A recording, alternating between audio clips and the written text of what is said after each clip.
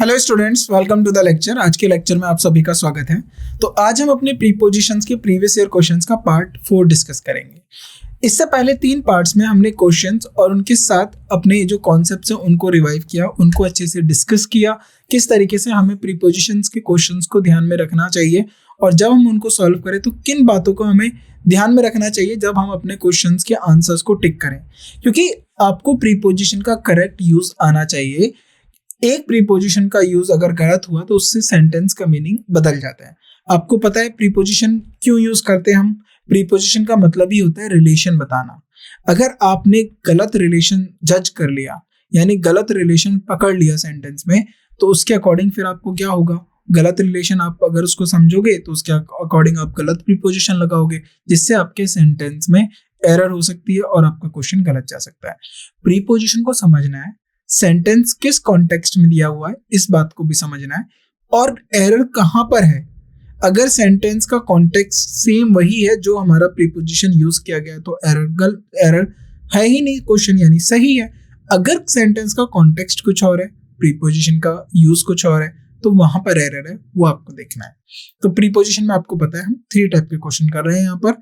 एक error spot करना, दूसरा फिल इन द ब्लैंक्स कि कौन सा प्रीपोजिशन ज्यादा अच्छा होगा, ज्यादा सूटेबल होगा दिए गए 4 ऑप्शंस में से, और आपके पास ऑलरेडी प्रीपोजिशन दिया हुआ होगा सेंटेंस में, आपको ये बताना है कि क्या यहाँ पर ये सही यूज हुआ है या कि उसके बदले में जो 3 और जो हमारे प्रीपोजिशन दिए हुए हैं वो यहाँ पर यूज होने चाहिए। तो इस तरीके की 3 कैटेगरी हो गई हमारे क्वेश्चंस की, जिनको लेके हम डिस्कस कर रहे हैं। और देखिए, कैटेगरी कैसी भी हो, आपके कॉन्सेप्ट अच्छी होने चाहिए। अगर आपको कॉन्सेप्ट आता है तो आप एग्जामिनर किसी भी तरीके का क्वेश्चन आपको घुमा ले, चाहे वो फिल इन द ब्लैंक्स में दे दे, चाहे वो एरर में दे दे, आप क्वेश्चन सॉल्व कर लोगे। कॉन्सेप्ट पे ध्यान देना है। तो अब हम 1 बाय 1 एक-एक करके क्वेश्चंस को डिस्कस करेंगे, उसके साथ उसमें प्रीपोजिशन देखेंगे क्या गलत है, कहाँ पर गड़बड़ है, और उसके साथ अपने कॉन्सेप्ट को दोबारा अच्छे से सीखेंगे। क्योंकि एक बार हम उसको थ्योरी में पढ़ा, फिर हमने एग्जाम उसमें फिर बहुत सारे क्वेश्चन प्रैक्टिस किए, अब हम प्रीवियस ईयर के द्वारा दोबारा कॉन्सेप्ट्स को सीख रहे हैं। तो प्रीवियस ईयर करना इसीलिए जरूरी होता है ताकि आपको कॉन्सेप्ट आए, किस तरीके से क्वेश्चंस एग्जाम में पूछे जा रहे हैं। तो क्वेश्चन 1 से हम स्टार्ट करते हैं। Smoking is one of the major causes for lung cancer. अब इसमें सब्जेक्ट बताइए मेरे को कौन सा है। अगर आपने यहाँ पर सब्जेक्ट सही गैस कर लिया तो आपकी आधी समस्या वैसे ही खत्म हो जाएगी। यहाँ पर स्मोकिंग के बारे में चर्चा हो रही है। कैसे? कि बहुत सारे कॉजेज में से ऐसा कौन सा कॉजेज है जो लंग कैंसर के लिए हार्मफुल है या फिर मेजर कॉज है लंग कैंसर का। तो बहुत देखिए, is one of the major cause, यानी और भी बहुत सारे कॉजेज हैं, उसमें से एक ये जिसकी बात हो रही है ये भी एक कॉज है, ये भी एक कारण है। तो वो कौन सा कारण है? स्मोकिंग। तो यहाँ पर स्मोकिंग हमने एज अ सब्जेक्ट या फिर मैं ये कहूँ नाउन की तरह यूज हुआ है, यानी सब्जेक्ट की तरह पे यूज हुआ है। और ये जब भी आप वर्ब की I N G form as a subject या नाउन, ऑब्जेक्ट भी हो सकता है, अगर मैं ये कहूँ नाउन की तरह यूज होता है तो इसको हम बोलते हैं जिरंड। क्या बोलते हैं? Gerund, right. तो यहाँ पर स्मोकिंग क्या है? Gerund. Smoking is one of the major cause. अब स्मोकिंग किसका कारण है? अब देखिए, कॉज और लंग कैंसर इनके बीच में रिलेशन है। किसको लेके? स्मोकिंग को लेके, कि स्मोकिंग जो है ये कारक है किसका? लंग कैंसर का। तो जब भी आप कॉज बताते हैं ना, it is the cause for नहीं आता, कॉज ऑफ होता है, राइट। तो याद रखिएगा, कारण के साथ किसका कारण है उसका जो रिलेशन बताता है कि ये इस पर्टिकुलर चीज का कारण है, ये ट्यूबरक्लोसिस का कारण हो सकता है, ये अर्थराइटिस का कारण हो सकता है, तो ये कोई और डिजीज का कारण हो सकता है। तो कॉजेस के साथ आप क्या लिखेंगे? ऑफ। कॉज के साथ आप क्या लिखेंगे? ऑफ। तो सी पार्ट में एरर है, यहाँ पर 4 की जगह क्या यूज होगा? ऑफ यहाँ पर होगा, राइट। नाउ आगे बढ़ते हैं। Question number 2, I have a great fascination. अब फैसिनेशन का मतलब क्या होता है? कि आपको किसी चीज से लगाव हो जाता है। फैसिनेशन का मतलब लगाव। जैसे किसी को बीचों से लगाव होता है, बीच का मतलब समुद्री किनारे, किसी को पहाड़ों से लगाव है, किसी को नदियों से लगाव है, किसी को जंगल से लगाव है। तो ये फैसिनेशन है। I have a great fascination, किससे लगाव है आपको? तो फैसिनेशन के साथ जब भी आप यूज करते हो ना, सही प्रीपोजिशन जो फैसिनेशन के साथ यूज किया जाता है वो किया जाता है फॉर। फैसिनेशन फॉर, किससे आपको फैसिनेट है, राइट, किससे आपको लगाव है। तो फैसिनेशन विद माउंटेन्स नहीं होगा, फैसिनेशन फॉर होगा, right. I have a great fascination for mountains. तो सी पार्ट में एरर है, इसको आप ठीक करेंगे। Now question number 3, they assured us that they would do their best to find out the cause for the delay। यानी उन्होंने उनको assured किया, यानी assure का मतलब है कि उन्होंने उनको मतलब किसी तरीके से समझाया कि हम जो है सबसे अच्छा तरीके से जो इसका जो डिले हुआ है इसका जो है बेस्ट क्या कारण रहा है, किस तरीके से ये डिले हुआ है हम वो निकालेंगे। They would do their best, वो अपना अच्छा करेंगे, टू फाइंड आउट, ये जानने के लिए, the cause for the delay. अभी मैंने बताया था कॉज यानी कारक जब किसी का बनता है तो यहाँ पर फोर नहीं आएगा, यहाँ पर आएगा ऑफ। और जो यहाँ पर जो डिले है ना ये नाउन है, इसको याद रखिए, यहाँ पर ये जो डिले है ये नाउन है, राइट। तो डी पार्ट में एरर, इसको आप ठीक करेंगे। Now question number 4, Mahatma Gandhi and Sarojini Naidu were contemporaries of each other. देखिए महात्मा गांधी एंड सरोजनी नायडू क्या है, वो कंटेम्पररीज हैं एक दूसरे के। तो जब कंटेम्पररीज होता है ना, तो जब आप कंटेम्पररी लिखते हो तो कंटेम्पररी वर्ड के साथ जो सही प्रीपोजिशन होता है ऑफ नहीं होता है, कंटेम्पररी विद। तो यहाँ पर कंटेम्पररीज विद हो जाएगा, विद ईच अदर, राइट। तो डी पार्ट में एरर, इसको आप ठीक करेंगे। Now, question number 5. The government had decided, government क्या डिसाइड कर चुकी थी, to decrease the price, कि प्राइस हमें कम करना है, तो to decrease the prices for rice and wheat। तो गवर्नमेंट डिसाइड कर चुकी थी कि जो प्राइसेस बढ़े हुए प्राइसेस हैं गेहूं और चावल के उन्हें कम करना है, तो डिक्रीज द प्राइसेस। अब देखिए प्राइसेस 4 होगा या प्राइसेस ऑफ होगा, प्राइसेस ऑफ। किसके प्राइस आप कम करने की बात कर रहे हो, राइस और व्हीट, यानी प्राइसेस और किसके प्राइसेस, राइस और व्हीट के प्राइसेस में आपको रिलेशन बताना है। तो यहाँ पर प्राइसेस को लेकर जब आप भी कोई नाउन लिखते हो तो उसके बीच में जो सही रिलेशन बताता है वो ऑफ बताता है, नॉट फोर। तो यहाँ पर फोर गलत है, यहाँ पर आएगा of, the prices of rice and wheat, right. Now question number 6, the prime minister was asked to write a foreword to the book. देखो प्राइम मिनिस्टर को वाज आस्क्ड पूछा गया टू राइट अ फॉरवर्ड। तो यहाँ पर जो ये forward की बात हो रही है ना, यहाँ पर फॉरवर्ड का मतलब है भूमिका, प्रस्तावना। उस बुक के लिए भूमिका लिखो या फिर प्रस्तावना लिखिए, ऐसा प्राइम मिनिस्टर को बोला गया, वाज आस्क्ड, राइट। तो टू राइट अ फॉरवर्ड, जब भी आप फॉरवर्ड के साथ लिखोगे ना, जब आप फॉरवर्ड किस सेंस में बात कर रहे हो पहले आपको मैं बता देता हूँ। फॉरवर्ड आप प्रस्तावना की बात कर रहे हो, राइट, प्रस्तावना या भूमिका, राइट, या भूमिका। तो जब भी आप प्रस्तावना या भूमिका के सेंस में बात कर रहे हो तो हम फॉरवर्ड लिखते हैं। तो फॉरवर्ड के साथ क्या आता है, ऑफ आता है, not to. To write a foreword of the book, right. तो बुक की भूमिका या प्रस्तावना लिखिए, राइट। तो सी पार्ट में एरर है, इसको हम ठीक करेंगे।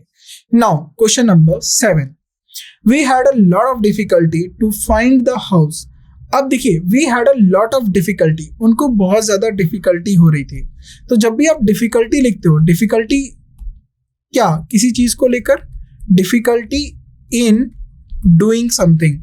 अगर किसी चीज को करने में डिफिकल्टी हो, राइट, तो उसके बीच में यानी बहुत समस्याएं, किसी चीज को करने के बीच में अगर आपको समस्याएं आ रही हो, राइट, तो उसकी उन दोनों के बीच में जो प्रीपोजिशन होता है वो इन होता है।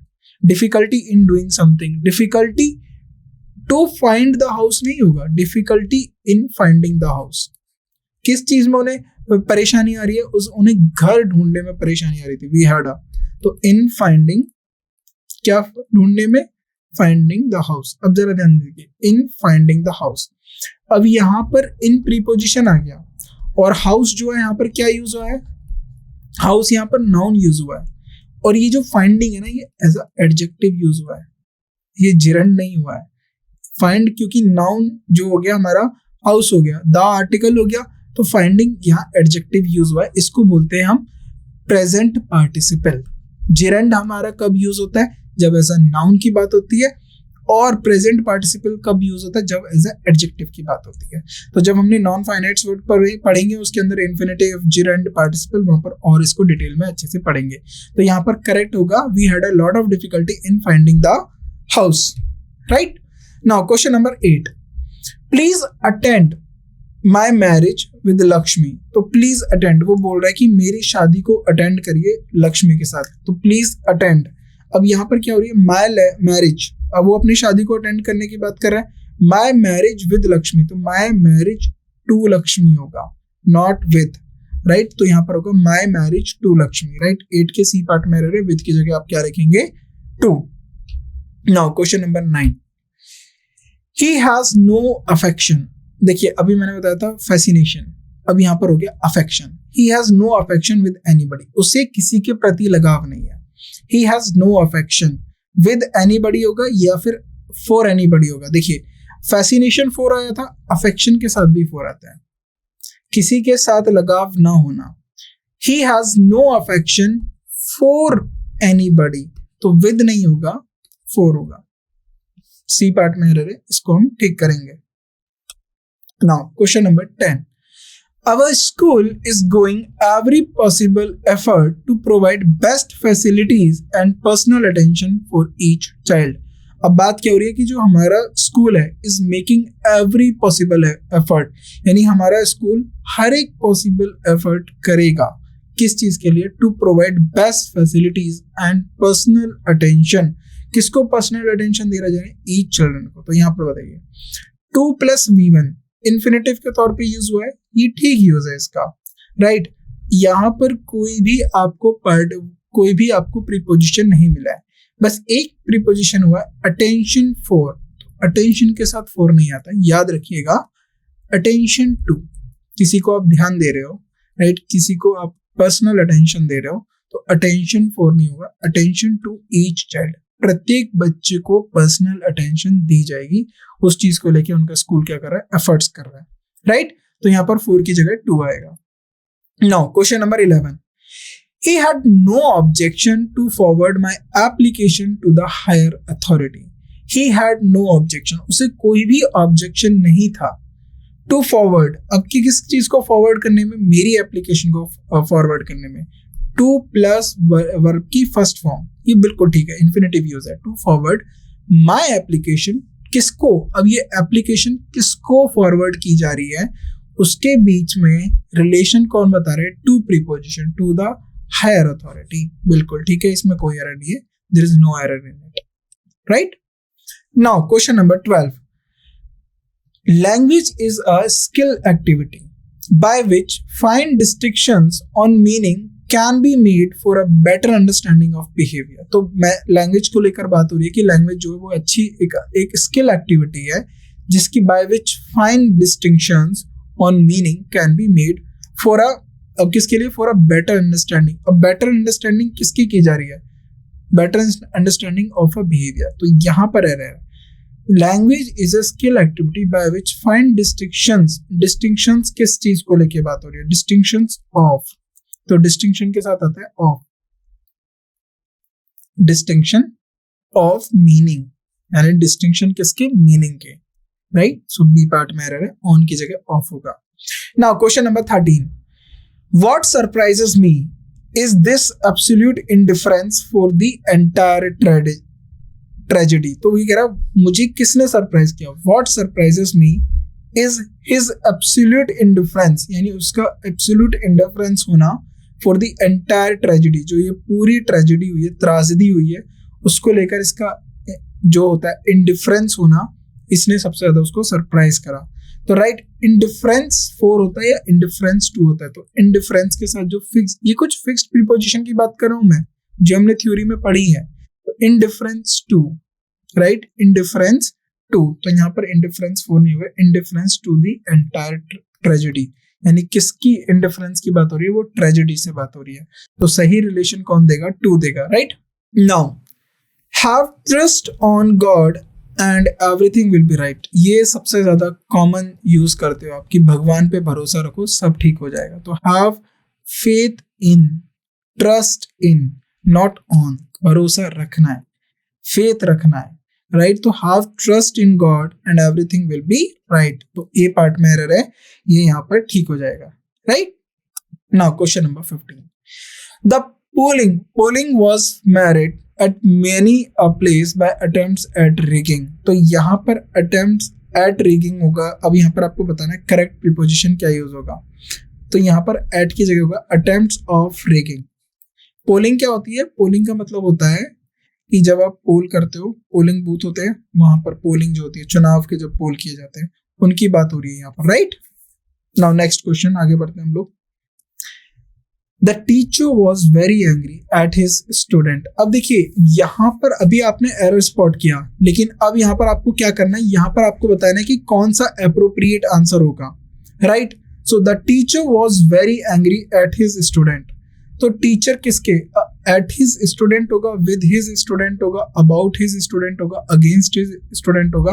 तो जो टीचर है वो बहुत ज्यादा गुस्सा है, किस पर गुस्सा है? अपने स्टूडेंट पे। तो with his student is the right answer. Is the right answer. Now question number 17. He is addicted to smoke. तो ये किसके addicted है? यानी addicted का मतलब है क्या? लत। इसको किसकी लत लगी हुई थी? ये स्मोक करने की, धूम्रपान करने की। So he is addicted. क्या यहाँ पर addicted to smoking होगा, used to smoke होगा, addicted of smoking होगा, addicted with smoking होगा? He is addicted to। अब देखिए, ध्यान से देखिए, एडिक्टेड के साथ मैंने टू सही लिखा है, राइट। अगर मैं टू के साथ V1 लिख देता हूं, ये मेरा बन जाता है इन्फिनेटिव, राइट। लेकिन यहां पूछा गया है ही इज एडिक्टेड। एडिक्टेड किसका होता है? तो एडिक्टेड के साथ जब आप प्रीपोजिशन यूज करते हो ना, एडिक्टेड के साथ प्रीपोजिशन आता है टू। और आपको पता है जब प्रीपोजिशन टू आ गया तो इसके बाद आपको एक नाउन लेना पड़ता है। अब नाउन क्या होगा? या तो नाउन होगा, अब या अगर वर्ब की बात हो रही है कोई, तो वो जिरंड फॉर्म में होगा। तो जिरंड फॉर्म का मतलब क्या होता है? वर्ब प्लस आईएनजी, यानी वर्ब की आईएनजी फॉर्म होगी। तो यहाँ पर देखिए यूज टू स्मोक, ये तो गलत हो गया, यूज टू स्मोक नहीं होगा। एडिक्टेड ऑफ स्मोकिंग, एडिक्टेड के साथ टू आता है, तो यहाँ पर यहाँ गलत हो जाएगा, ऑफ आ गया तो ये गलत हो जाएगा। यहाँ पर क्या यूज होगा? एडिक्टेड विद स्मोकिंग, विद नहीं होता है एडिक्टेड के साथ। एडिक्टेड टू स्मोकिंग, अब यहाँ पर जो मैंने स्मोकिंग लिख दिया ना, जिरंड फॉर्म में लिख दिया, तो A is the right answer. A is the right answer. He is addicted to smoking, right. So ये प्रीपोजिशन हो गया, ये जिरंड हो गया, या कि इस प्रीपोजिशन का ऑब्जेक्ट जो नाउन की तरह काम कर। Now question number 18। Mother are always blind to their childrens fault. यानी जो इसमें बोला गया है, जो माताएं होती हैं वो हमेशा मतलब पर्दा कर लेती हैं आंखों पे अपने बच्चे की गलती को लेकर। So mother are always blind to, तो ब्लाइंड के साथ हमने एक प्रीपोजिशन यूज करा है, blind to their childrens fault. अब देयर क्यों यूज हुआ है? क्योंकि यहाँ पर हमने मदर्स यूज करा है, राइट। तो टॉलरेंट ऑफ होगा, या इनसेंसिटिव टू होगा, या इनडिफरेंट टू होगा, या इग्नोरेंट ऑफ होगा। तो आपको बताना है कि इसमें से ब्लाइंड टू की जगह कौन सा यूज कर सकते हो। तो टॉलरेंट ऑफ, तो टॉलरेंट का मतलब होता है कुछ सहज जाती हैं, राइट। इनसेंसिटिव, यानी इनसेंसिटिव का मतलब होता है कि अगर सेंसिटिव मतलब होता है कि आप आपके अंदर भावना है, राइट। तो इनसेंसिटिव का मतलब हो जाएगा कि आप किसी चीज को लेकर कुछ फील ही नहीं करते हैं, तो ये गलत है। इनडिफरेंट टू, तो यहाँ पर जो सही वर्ड होगा indifferent to. So mother are always indifferent to their children's fault, right? So C is the right answer. Now question number 19. They were antagonist through his failure in the examination. तो antagonist के साथ आपको correct preposition बताना है। तो antagonist के साथ जो करेक्ट प्रीपोजिशन होता है वो होता है with। तो याद रखिएगा antagonist, astonished, not antagonist, sorry, astonished। Astonished के साथ कौन सा प्रीपोजिशन यूज करते हो? With. Astonish with his failure in the examination. और आपका ये होमवर्क है, इसका मीनिंग पता करना। What is the meaning of astonished, right. Now question number 20। I was made on him, sorry I was mad on him, not made, I was mad on him, यानी मैं उस पर पागल था। I was mad on him, तो mad के साथ आपको करेक्ट प्रीपोजिशन बताना है, कौन सा होगा? Mad towards him, I was mad for him, I was mad at him, तो mad at him, I was mad at him, तो C is the right answer. Now next question. We are all very indignant the injustice done to him.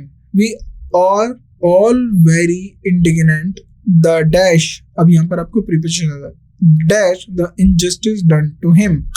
तो आपको होता है ना, जैसा उसके साथ injustice हुआ उसको लेकर हम बहुत ज्यादा indignant हैं।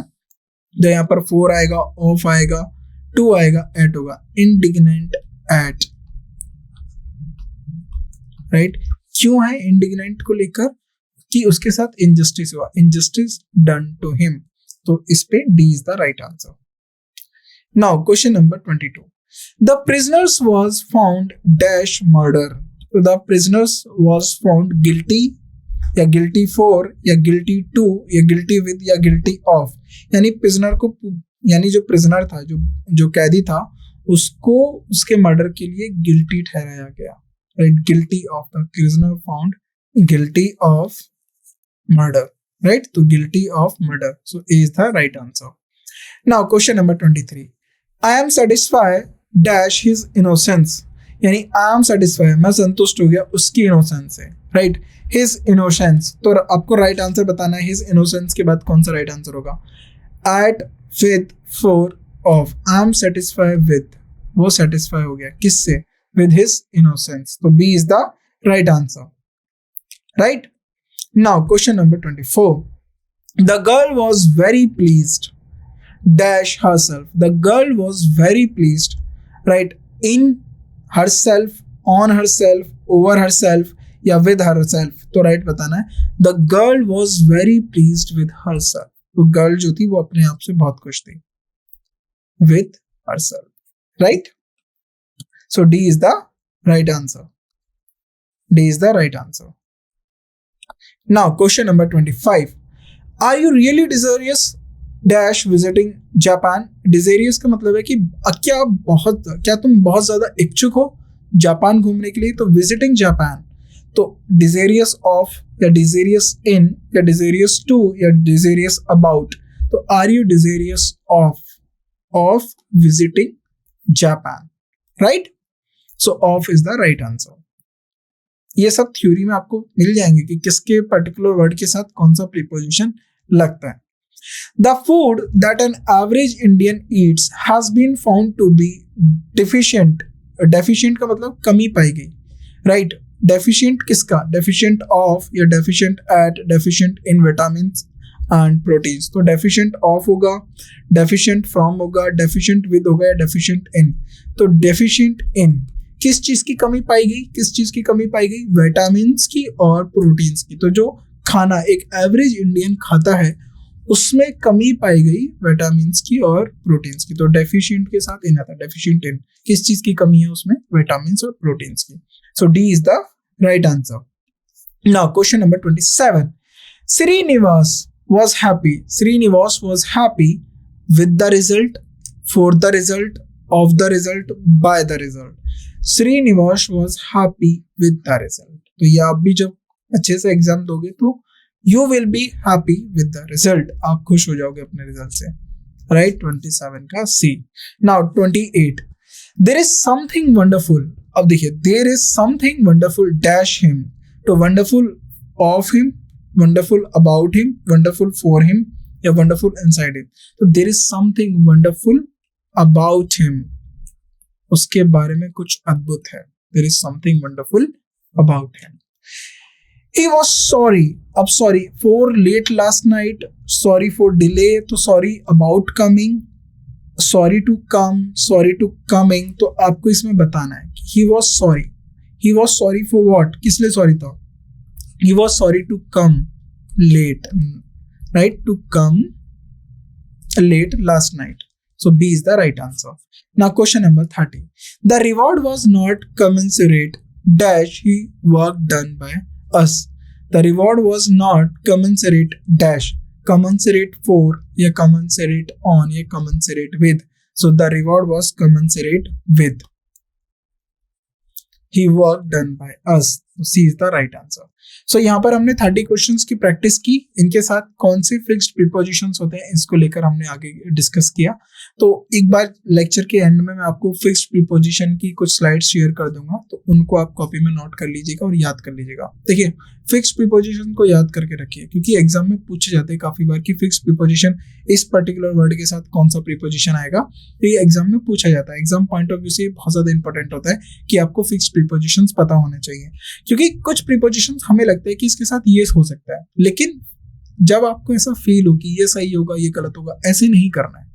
या तो आपने वो चीज पढ़ी हो या उसके लिए आपको उसका कॉन्सेप्ट या रूल्स पता हो, राइट। जो आपको लग रहा है उसके अकॉर्डिंग मत जाइए, क्योंकि बहुत सारी चीजें हमें गलत तरीके से जो होती है परसीव या कंसीव कर लेते हैं हम लोग, और उसको गलत आंसर कराते हैं। ये बहुत कॉमन एरर होती है जो स्टूडेंट इंग्लिश में करके आते हैं। आपको क्या करना है, आपको फिक्स्ड प्रीपोजिशंस याद कर लेने हैं। मैंने थ्योरी के अंदर भी आपको कुछ स्लाइड्स दी हुई हैं फिक्स्ड प्रीपोजिशन की, उनके आप नोट्स बना लीजिए, उनको याद कर लीजिए। और जब हमारा प्रीवियस ईयर के लास्ट लेक्चर होगा तब हम इसके अंदर भी फिक्स्ड प्रीपोजिशन आपके साथ शेयर करेंगे, आपको वहां पर भी वो याद कर लेनी है, राइट। तो आज के लेक्चर में हम 30 क्वेश्चंस डिस्कस किए, आगे के लेक्चर्स में कुछ और क्वेश्चंस डिस्कस करेंगे। तो इस लेक्चर को हम यहीं एंड करते हैं। Thank you so much.